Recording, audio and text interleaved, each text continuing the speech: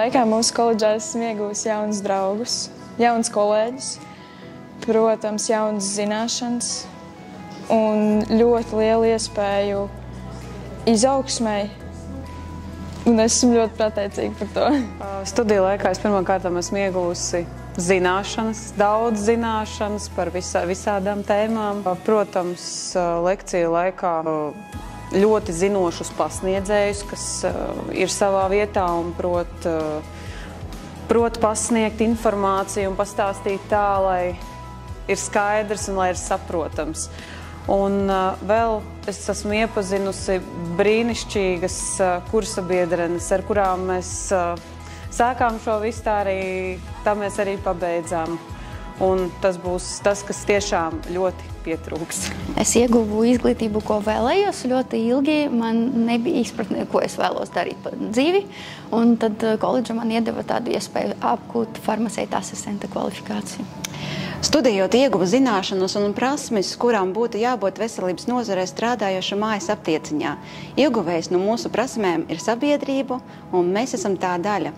Mūsu koledžā ir ļoti daudz iespējas, it īpaši, piemēram, studentiem, kam patīk ceļot, jo mums ir Erasmus iespējas. Un es patiešām silti no sirds ieteiktu visiem izmantot šīs iespējas, jo pats izmantoju šo iespēju un mirkli nenožēloju, man ļoti patika.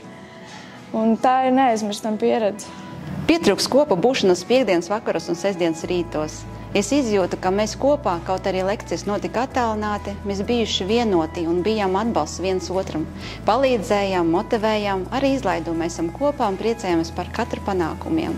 Pēc šī studiju laika man visvairāk pietrūks šīs lekcijas kopā ar kursa biedriem, pasmiešanās un viss tas kopējais skats. Es noteikti ieteiktu visiem studentiem. Kaut vai gribas palikt mājās, ir ļoti mīļas mājas, bet izmantot patiešām no sirds to Erasmus iespēju, kas mums tiek dot, jo tā ir ļoti liela iespēja un ļoti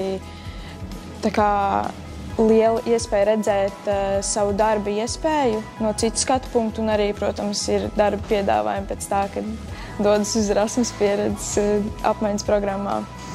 Novēlēt par to jāmācās ir daudz, bet viss ir izdarāms, ja tiešām ir tā vēlēšanās, tas gribas spēks. Rīgas pirmā medicīnas koledža bija vienīgā, kas piedāvā apgūt programmu psihiatriju un narkoloģijā, un paldies viņai par to.